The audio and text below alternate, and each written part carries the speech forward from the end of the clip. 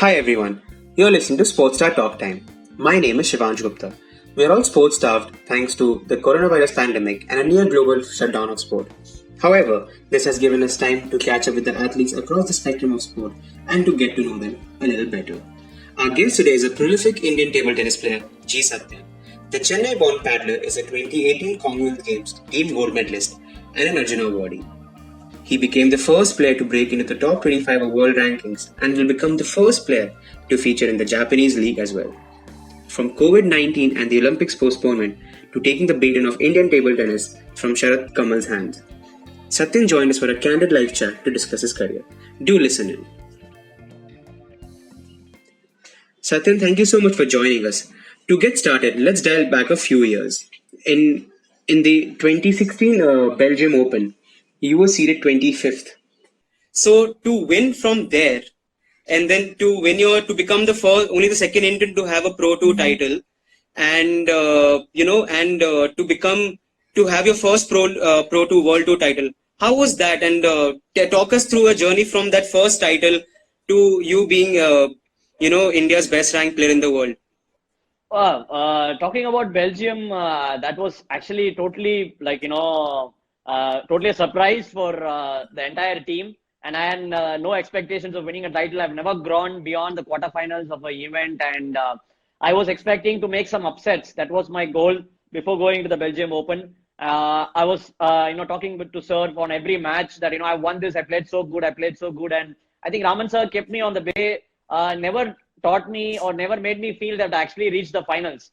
So he was not talking about the finals. He never specified any word of the semifinals or quarterfinals. He was only talking about this match, what we're going to do this match. And I took every match like only on the present moment. I was playing my skin out. I think going very aggressive. And when I won that last point against Cedric Newting he was the home favorite in Belgium. And I just went on, that is when I realized I actually won a Pro Tour title on the European soil, becoming the first Indian to win on an European soil. And that's when I couldn't believe myself that, I've actually won a Pro Tour title. And I think that gave me a confidence that definitely I can be a player of that caliber and go on to make a big mark in international circuits, breaking that jinx that Indians cannot play at the world level of beating top players. We should be satisfied with a pre-quarter or quarter-final finish in the Pro Tour circuits. And after Sharat, when he won it in 2000, so long back, and there was not even anyone coming close to that kind of achievement. But I feel that I put the belief back in the Indian table tennis system that, the guys are coming very soon and you can really make it that far. And from there on, it was no looking back. I think from there on, I started to play very much very positive in the tournaments I played. And then I went on to win the 2017 Spanish Open, which was more of very different from Belgium, where I was a favorite, where I was in the top 5 to 8 seeds. I had a good time, good chance to win. And from there on, I felt like I had the pressure of actually performing well in this tournament, not like being in Belgium Open where I was the underdog. So I think that is the time I really rose, and I felt I played some outstanding table tennis. And when you compare table tennis and played in Spain, it's still one of the best tournaments I've ever played. And that put the name right at the top, I think, to the players. And people started to pronounce my name much better after that Spanish Open. I think it got more famous there, and people knew with what I do. And I think I announced returned into the top arena in the world by winning the Spanish Open. And from there on, I broke into the top 50 by the end of 2017. 2018, I was in the top 50. And then first Commonwealth Games. And I went on to win 3 medals in the first Commonwealth Games. And then came the big one with 2018 Asian Games, winning that bronze medal, beating Japan, a big favorite in the Asian Games. And then breaking into the top 30. And then the magical Asia Cup performance, which put me into the top 25. When I saw that ranking 24, I was just totally, so happy. I was with mom at that time, and I don't know how to react. And I think that was the best moment of seeing my rank in that number of 24 in May 2019. Right. So, I mean, thanks to your phenomenal rise, you've gone from being known as G Satyan to Satyan G. Okay, that's nice. Yes. So what I mean, so you were for a very long time, Indian table tennis was synonymous with Sharad Kamal. And in the past as well, Sharad has mentioned recently that, he's passed on the baton to you. And now you have become the face of table tennis. So, Indian table tennis. So, is that added pressure of carrying out a huge responsibility, or is that a source of motivation for you to do even better and keep rising? That's really good that Sharath has actually put India on the world map, and it's even better that he's still playing with us. So I think he takes a lot of pressure on himself, which is really good for youngsters like us. He's definitely one who's going to ease off the pressure from the juniors, and experienced player having playing in the same team, that gives a lot of confidence for youngsters like us. And I think I've never taken it as a pressure. I always felt like pressure is a privilege. So I just Yeah. felt and the team benefit from when I play better, the team is definitely going to benefit. And me and Sharad have always been good team players. So I think that's one of the also the reason that we always performed well in the big games, coming to the limelight and taking those big matches. So it's really good, but I feel it's still a Right. long way to make a big difference to the coming youngsters to believe that it's not just one off, that India can really make a big mark in the table tennis and dream big of winning, even bigger medals of Olympics and in the future. Right. So before we take some questions from the audience, I just want to ask you one more thing. So there have been many standout, moments in your career.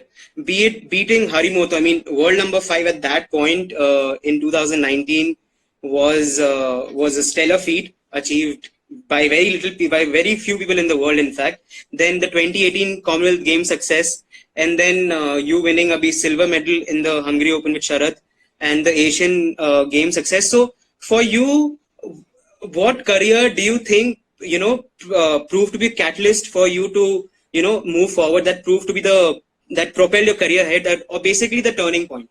Where do you think that your career took off from there? Which can you point a finger to any one particular moment?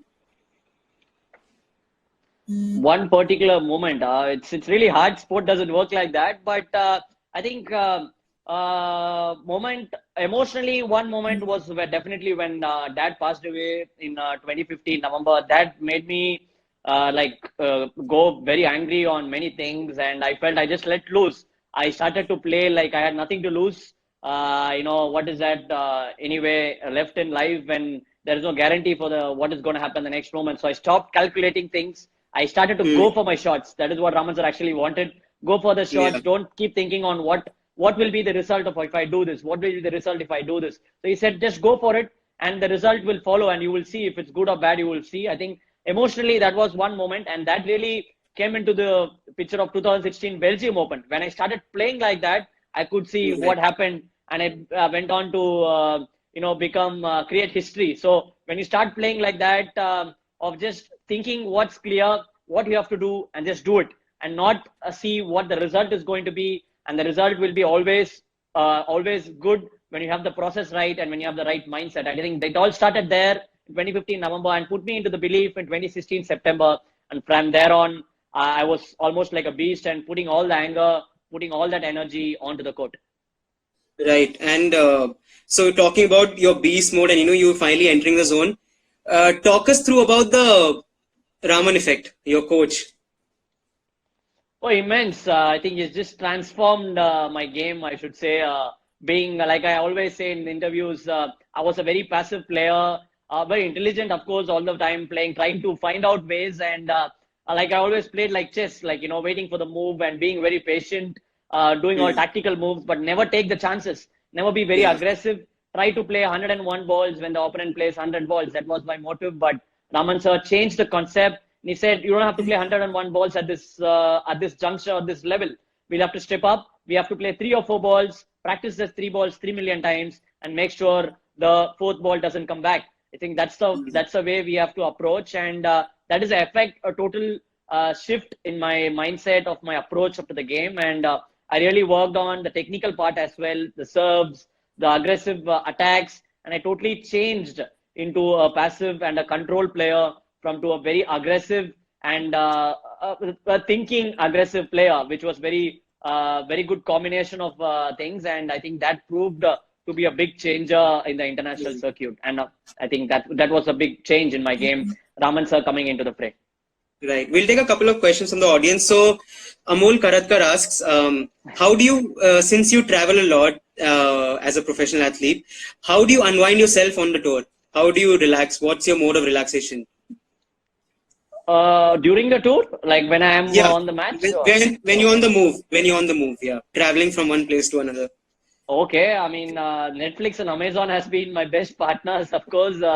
During when I'm traveling, I'm a big movie buff. Everyone knows it, so I have no language restrictions. I do have watch a lot of movies. Sometimes read books, but I think watch some comedy clips. I think that really gives you a lot of time to cherish and think, not think too much about or pressurized about what will happen. And yeah, I think movie is the one which really makes me more relaxed and gets me into the zone.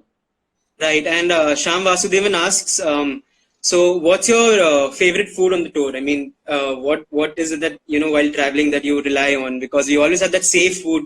Everyone has that safe food when you're away from home. Well, I'm not a foodie. I don't pick really things. I can really have whatever is available on. But yeah, I think when I go to Europe or Western countries, the safe food is like pasta with white sauce. I think that's easily available. Yeah. So when I'm there in European countries, I do have pasta with white sauce. And when I'm at home, yes, of course, idli for breakfast is the most safest thing. Right. And there's a question asked by Kiturat68, which also brings me to my next point. So he asked, what was it like to play in the German league? Now, so what I want to ask you is that, how you've had stints in Germany, you were in Korea, of which you spoke very highly of, you were absolutely in awe of that place and the training facilities. So when you have that kind of exposure, how has it helped your game? And has it always, has it helped you focus on the minor tiny details that you may have skipped unconsciously? Bundesliga, yes, was I think a big platform for me to showcase my skills and to enhance myself as a player, because playing matches week on week with the top players gives a lot of experience, gives a lot of learning, makes you more match friendly. I would say. I think that's why the Europeans feel at ease when they play international circuits. You're not pressurized. You feel more confident facing the top players in the international circuits. And of course, training with the team, training with the top players, the system they put in there, and the environment of having 400 people shouting for you, and that that was a very different atmosphere and experience. And I really miss that experience in German Bundesliga. And I think that made me a better player on court, and I could see where I stand. And then you can have a testing ground on where are you going and how you're doing week on week. And definitely that helped me to play better in the international circuits. Right. Just bringing you back home for a bit now. So how disappointed are you to realize the fact that, despite being the best ranked Indian in the world multiple times, you do not have a national title yet? Oh yes, that's something definitely running on the mind. I always go in there with the pressure, but I always believe that international performance was my motive. I have never had thoughts of winning big national title, but when I started performing very well in the international circuit, that's when actually there was a lot of pressure that I have to win the national circuit. But I feel yes, the wait is not going to be too long. I've come really close, so I'm sure that. With the way I'm just playing, I have to just stay calm, and then I'm going to win the national title very soon from here. Judging at the current stage where you are at your career right now, given where you're placed right now, if you were to point at three achievements, three feathers that you want to add to your cap, what would it be? It can be a medal, and it can be in terms of a particular tournament. It can be something in personal life. So three feathers that you want to add in your cap, and in terms of priority, if you can answer that. Okay, Olympic medal, yes, I think that would be at the top, and getting once into the top 10. I think if I do that, that's going to be amazing. So getting once into the top 10 and an Olympic medal, and like achievement otherwise, I think we've pretty much achieved most of the things. So then probably beating beating a Chinese. I've already beat Wang Chuqin, but I think Yeah. getting the biggest scalp, like beating an Olympic champion, reigning Olympic champion or the world champion, like world number 1 or 2, to that feather to my list of achievements. That would be Right. also one of my goals.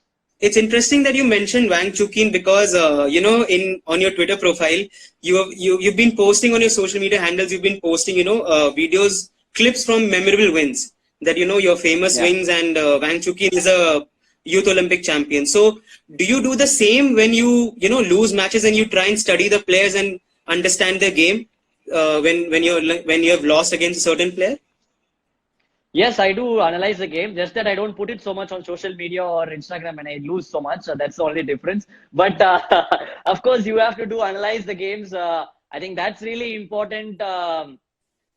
When you have to, analyze, that's when you can make victories and post on Instagram. Like, if you don't analyze when you're losing, there is never going to be victory. So you have to analyze more, in fact, on when you're losing, what went wrong and what it's been doing. I analyze all the matches, irrespective of winning and losing. As a player, as a process, I analyze. It's not about winning or losing, or what process went right, what process went wrong, where I should be focusing more on, which areas of technicalities I should be focusing more, which is coming good in the match. That is how I analyze a match. And I think a player can get better if you analyze really on that front and not analyze as how you won or how you lose. And that's going to add too much pressure in the next matches. Right. Just bringing you back to the national championships for a little longer. So, it's a stepping stone for Indian paddlers to, reach the next stage, the world level stage. And in India, you only become an established national player if you've done well in the Indian circuit, back home. So, have you seen a gradual rise in intensity with which players now prepare for the national championships? As a player, how much importance does this particular tournament hold for you? Very true. I think I probably have most records of winning a lot of zonal titles. Yeah. I have just won numerous number of zonal titles at inter-institution starting from 2014. I think that gave a lot of confidence when you win titles at your home, beating the fellow players. It can be even that pressure of playing back-to-back tournaments. I think that's why Indians are very good at playing tournaments. If you see them, there are many players who are achieving and playing really well because we always had the pressure of playing tournaments and performing really well. And playing in these national events makes you more used to these conditions because it's different everywhere. Different players. India is a big country. You will face different kind of players. I think that's also one thing which makes you more adaptive to the players. And I think it's really important. If you see, players are now preparing very vigorously. In fact, Manav and everyone is more inclined to playing a lot of national circuits. I've been telling him that you have to really go up and play more international events. And because once you step up the ladder, it's really important that you take that thing and you go up. You don't have to be satisfied with winning national events and then you don't want to,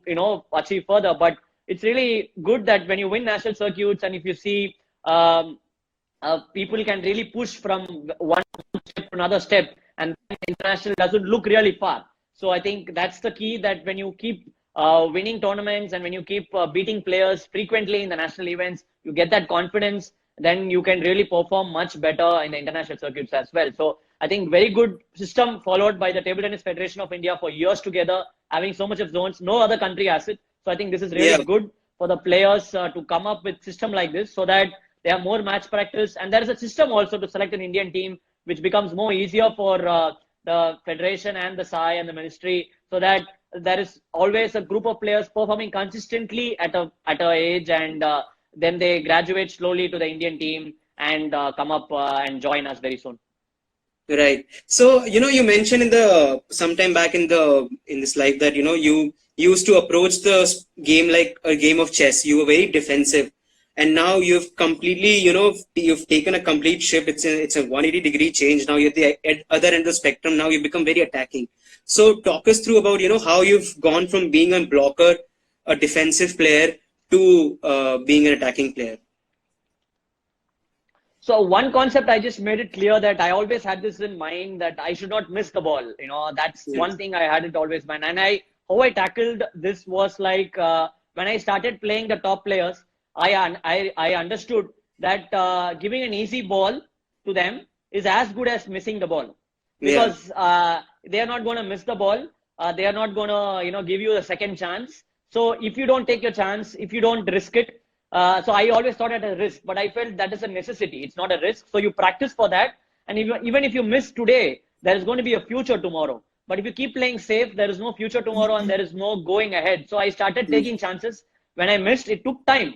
People think I just came all of a sudden. I started training with Raman sir in 2012, and it took 2 years for me to come back into the national team. I announced my arrival in 2014 into the Indian team. Of course, it was in big manner by being India #1 directly from like 8-9. But then I think it took that effort. I had to practice that so many times, and then when it was perfect, then it was really good. So I think that was a key change in my mindset, that I should not be satisfied with just putting the ball on the table. The quality was more important rather than just having the quantity here, and I think that made me more aggressive, and I had all the weapons. I improved on what I should be focusing on: the serves, the attack, the third ball attack, and I always had this weapon.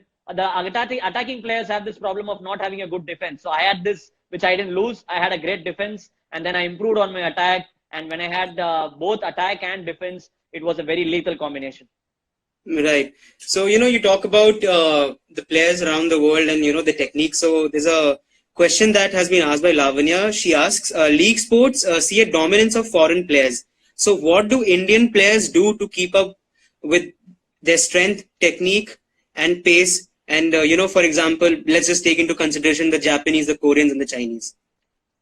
Well, league sports have limitations of foreigners playing in their leagues. They don't allow more than one Asian having. That's the reason I think we are all competing with Chinese, Japanese, and Koreans. So I think when Indians are starting to get opportunities in the leagues now, that speaks of how we have improved and we have become not competitive to Europeans. We have become competitive to Chinese and Asians, in fact, because they are now picking Indians over Chinese and Koreans. That's a great sign for Indians, for us all. And yes, like rightly we said, the UTT has now come in with players. Now they are picking foreigners. All the foreigners want to come to UTT.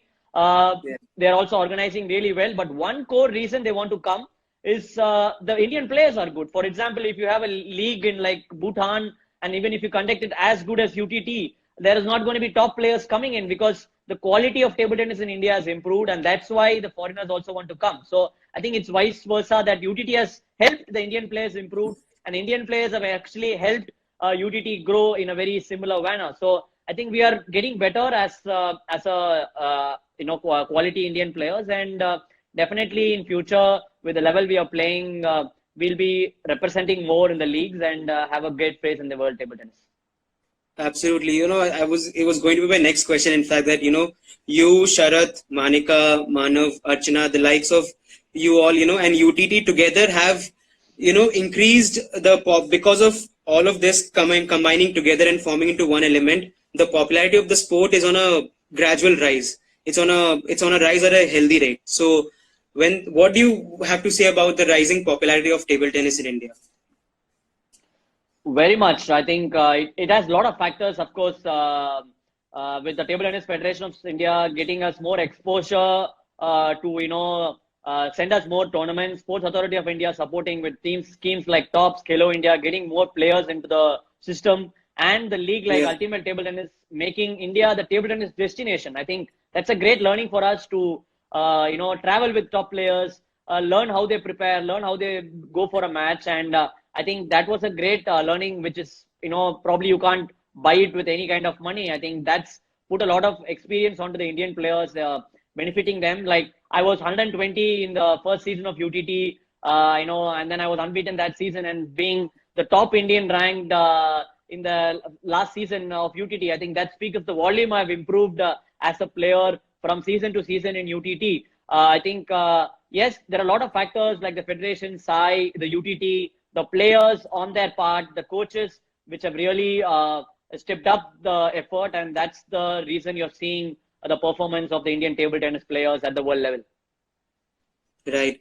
And talking about popularity and, promotion of the game. So we have seen that, most athletes and sports persons are very active on social media. The fan engagement that they get, and be it fan engagement or be their sponsors, can be anything. And, they give a sneak peek to their fans, a sneak peek into their personal life as well. So according to you, how important has it become in this day and age? How important has the social media engagement become in order to promote yourself and the sport in general?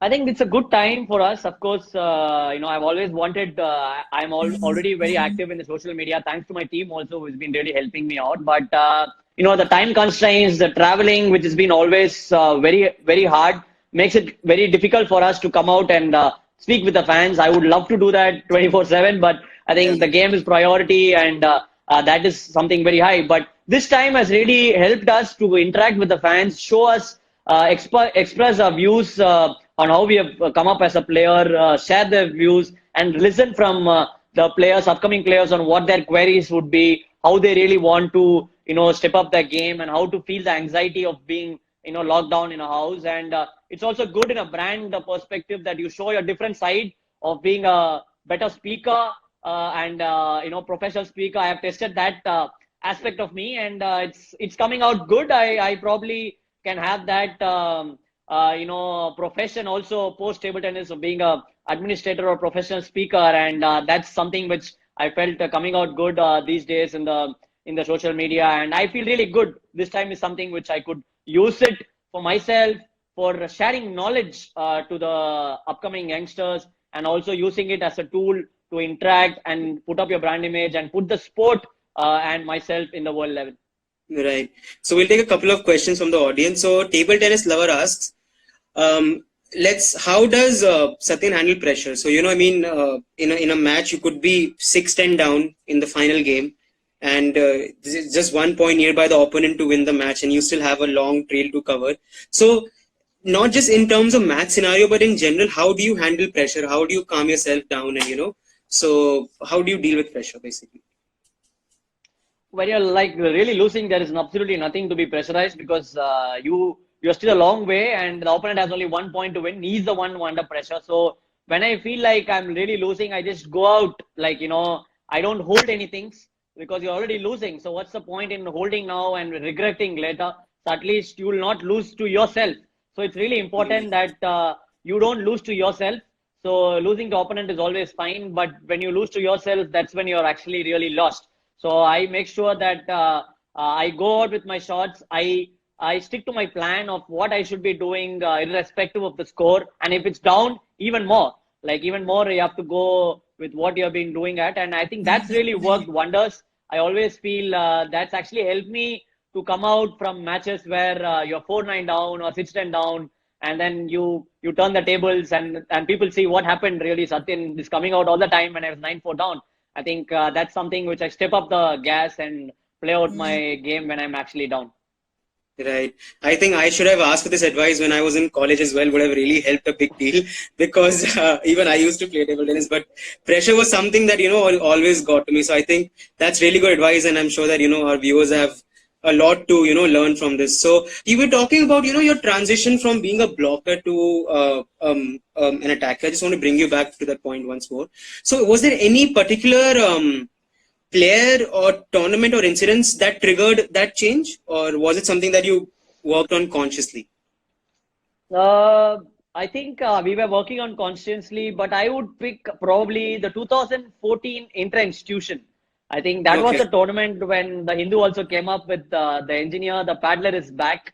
I think I still have that article, and it was really special to me, because I felt I did my engineering. I was working really hard from 2012 and nothing was going right. Engineering was getting to my head. I had to write the final exams, and I somehow finished the final exams in 2014 May, and I passed out. When I was so happy, I got out in 2014 June. I was really having a lot of thoughts running in my mind, and Raman sir was pushing me to play aggressive. What are you being very passive? Still like that. Yeah. And 2014 inter-institution was an eye opener. I think I had a very close match with Vinod, G Vinod, the state player. I was match point down, and then I somehow pulled off the win in a deciding game. And then I was totally upset the way I played, and Raman sir was like really not scolding me, but I could hear how angry he was with the match, even though I won because I didn't play, and that let me lose. I felt, what's the point in playing like this? And now I'm done with engineering, done with all the mental blocks. Let me go out there and just be myself, express myself, and see what's going to happen if I play like a different Satyan. And then I went on to win my first ever international title, beating Somajit Ghosh after a very long time, and announcing myself back to the Indian team in 2014. Right, and I think this live will be incomplete if I don't ask you the most asked question, but I have to because even I want to know and I want the viewers to know. So, like you mentioned, you just mentioned that you were an engineer, and so what was the shift like, and how easy or difficult was the shift, and what was that one aspect that pushed you over the edge and made you take up table tennis as a profession and as a not just as a hobby? I think engineering was something, I know I had interest in science and computers I took up, but I felt like, when I started playing with Raman sir and playing at the professional level, playing international tournaments, that is when I realized how much scope is there for me to improve and how people put the belief in me, coming from Go Sports Foundation, the ONGC giving me job in 2012, SDIT coming up with the Elite scheme, and how people believed in me. And the way I could see if I played a different game, because I could see myself improving as a player. And without the sound of the ball, I was getting sleepless nights. I think without playing for a few weeks, studying only engineering, I felt like, I was not at peace. I could not really be myself, and something was just blocking me, or something was just like, choking me when I could not play the sport for a few days. And that's when I realized table tennis is something which is going to give me happiness, let me loose. And I felt I should take up sport as a profession and go on with it and see whatever is going to come out ahead of this. And 2012 was the year probably I fell down in the initially 2012 that probably I go into MS doing something like that. But then immediately after 6 months, I made a mindset that a table with 2 bats and a ball is what I'm going to do for the rest of my life. Right. So you left one thing for your happiness in that lies another thing. But when you became a table tennis professional player, there was something else that you had to leave behind and do very little of. That is chocolates, ice cream, and sweets. Don't remind me of that, Shivansh. Come on, I've been very difficult with not having it. So. Yeah, so I just wanted to ask that this is the lockdown period and everyone is lazing around at home and being in the comfort zone. So have you given this time? Are you using this time to cut yourself some slack and have maybe a few more chocolates than usual, or sweets, or ice cream? And it's very hot in Chennai. Well, chocolate has nothing to do with the heat in Chennai. It's not going to definitely make you feel cool. No, I'm still stuck to not having the chocolates and ice cream. That's, I think, I made sure I'm not going to have that till Olympics. So I will probably be sticking to that. I have to be disciplined. It's a lockdown on a whole, and I have to put a lockdown to my stomach as well and to my taste buds. So I felt, I think it's really important that I don't go to that. I am having some nice home food. Of course, I do taste 1 or 2 sweets sometime, and going on having more like of what I have liking in the food, what mom makes, making different dishes. That's the small change I make, but I still stick to not having chocolates and ice cream till the Olympics. Right. So what's your favorite sweet? I really like Kaju Katli. Okay. I really love this Kaju Katli and this laddu, like, not the hard one, but like the soft laddu with bundi ki laddu, the orange one. Yeah, orange one. You just take it and you just put it like this. Oh God, that is something amazing. I would really miss that, but I'm controlling because you're not playing, and I have to. Now you've reminded me, and I'll probably have 1 laddu at least after this live. I don't think I should have asked that question because now my craving is also gone sky high. Why do I do this to myself? Sometimes I wonder. But Shivansh, you have to really be in control. I think that's something a very necessary thing to be. I know. Absolutely no. And so okay. So I'm just gonna stick to that food question for one more second. You said that you're gonna have ice cream and sweets and stuff if you win after the Olympics, or after winning a medal. So what's the first thing that you're going to have? Something that you're not having till the Olympic. What's the first thing that you're going to have after the I didn't Olympics? say I didn't say I'm gonna have chocolates only if I win an Olympic medal. That's like no, that is not fair. I mean, okay, let me try to get that, but at least till the Olympics, if I put a very satisfying performance in Olympics, that's when I come back to chocolates and touch that. I think this is the first time I've tried to do something like this because I have been a very big chocolate fan.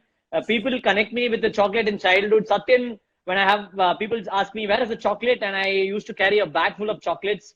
Dad used to buy me when he was working in Zimbabwe. He used to buy me chocolates, and that put a bad habit. And it was so difficult to leave chocolates. I've tasted every chocolate in the world. I used to buy the entire duty free when I'm coming out from the airport, and that was the most difficult decision and thing I've made ever in my life. And ice cream was also one thing I had a big craving for. And I made sure if I can control these things and I'm able to control myself, I have to test my things where then I could be a much better person and much better player for sure. Right. I'll also hold that motivation very close and follow Yeah, it. so now Shivansh will also stop eating chocolates and ice cream and all the sweets from here on. He has agreed. So probably till I win an Olympic medal. Thank you, so sweet of you, Shivansh. So no more, so no more sweets and chocolates and ice cream to the Shivansh here as well. So he's been so proud. Very nice of you, Shivansh, to admit here on the live. Now I think I can't even deny it because now I've said it in front of everyone. So I'm just hereby requesting everyone to please pray every day and night that he wins a medal or the Olympics come by quickly so then I can also have Okay. chocolates. So talking about sweets and stuff. There was something that you mentioned the other day, and I would also like to point out to our viewers that when you started out, you were often criticized and called out for your leanness, for your body structure, and you were told that you don't have enough strength. You're very lean. You might not survive on the senior circuit if you make it past the junior circuit. But here you are, and you're you've proven everyone wrong. So how did you take that criticism, and how did you not let it get to you, and and still manage to reach where you have? Well, I've had a lot of experiences. People, when I remember when I was a small kid, city school, I was really puny and like tiny. And a guy didn't know me that, I was actually coming up well. And then he saw me and he was like so happy. Oh, really? I'm just playing this guy. I'm so happy. He was jumping. And my coach told me, don't worry. He'll not be really happy when you face on the court. I was really worried. Why is this guy jumping with joy when he saw me and saw my name on the draw? And I was really worried, and I took it to my nerves, and I'm really going to pull off the socks and play. And he said, "Don't worry, he's not going to feel the same when you go onto the court." And when I started winning, I've heard this so many times. I used to be very passive, control player, very tiny. People started saying to me, "Stop eating chocolates and start eating something. Start eating something really well. This is not going to survive. You're not going to really survive past the cadets." Then I was the cadet national team. Then he said past the sub juniors. Then I became the sub junior national champion. Then he said, okay, it's not going to survive the juniors now. And then I became the new junior national champion. And then I said, okay, now it's done, Satyan. Probably you should go to engineering. I think you have not improved on your physique. You're not improved on anything. It's not going to work.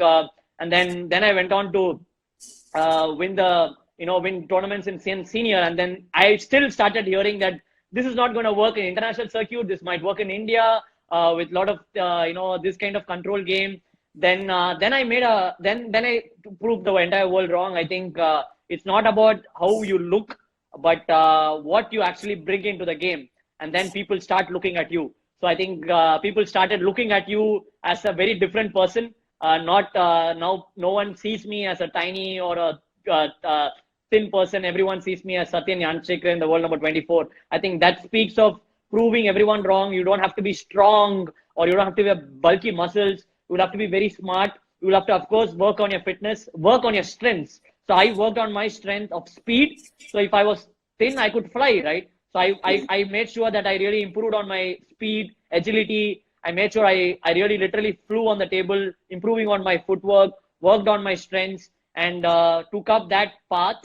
And of course, worked a little bit on the strength part, which I could improve. And I think that really paved way for being that kind of journey. I really loved. I think thanks to all those who really pushed me when I was a kid. That I could never perform in the national level. I could never perform the senior level. I think that made the difference, and that made me more as a proactive player on thinking where I can improve. Why not be as you are and be a top player in the international circuit? And I think I'm one of the least weight category players in the top 30. If they have a category, weight category event like how they have in weightlifting or similar to table tennis, I'm sure I'll have an Olympic medal for sure. And then you can also start eating your chocolates very soon. I think now when I get to eat chocolates next also depends on you. So Satyan, please make sure it happens as quickly as possible. So we'll take a couple of questions from the audience. So Anand Palani 9 asks, after you talked about your transition, the motivation to switch from engineering and engineering career to a sporting career. So he asks, how do you think that the federation can motivate youngsters to take up table tennis and make the transition smoother? Because there are a lot of people that even I've come across that are in separate fields but wish to take up another field. It can be any other sport, it can be any other field. So in terms of table tennis, how do you think that the federation, what role can the federation play? I think Table Tennis Federation on that part has been really good, supporting all the players always. They've always listened to our ideas of where we have to train and everything. As per the youngsters is concerned, there's a very good system. Like from the state, we have district, state, and a national level, and then international level. So the players can really make a choice on how their progress is. When they're as a school player, when you're starting, you have school tournaments, you have district tournaments. Now the TTFI along with the UTT is now conducting inter-school tournaments. So there are so many tournaments to now test where you are looking at, and then you can make a choice. And now the government has come up with Khelo India schemes along with TTFI, which they are doing it. So TTFI is also now doing a lot of talent search, I heard, with the kids on picking up the best talents, putting them into systems like PSCB, and also getting them opportunities for big training camps. And you have to be patient. People expect, like I always say, you can't go from 3rd standard to 12th standard. So people have to be patient. As a junior kid, you will have to go up the ladder, and then you progress from one by one. And then definitely you will become a better player. And TTFI and SAI and media like you are always there to support the kids coming in. And parents have to be patient with their kids, encourage them. And I think it's time that sports is a big career now. It's a profession, not an extracurricular activity. So make a choice when you're done with the school. And of course, don't perform any stunts like how I did of doing engineering and aiming for an Olympic medal. Right. So I think that calls for a very fitting end, and that advice is why Satyan, you're now called Satyan Ji, and you've just proven my point. So thank you so much, Satyan, for a lovely chat, and it was great conversing with you, and wish you all the best, and hope you and family stay safe, and I'll see you some other time. Take care. Thank you so much, Shivans. It was wonderful talking with you as well. Thank you. Stay safe. You too. Bye. Bye-bye. Bye-bye.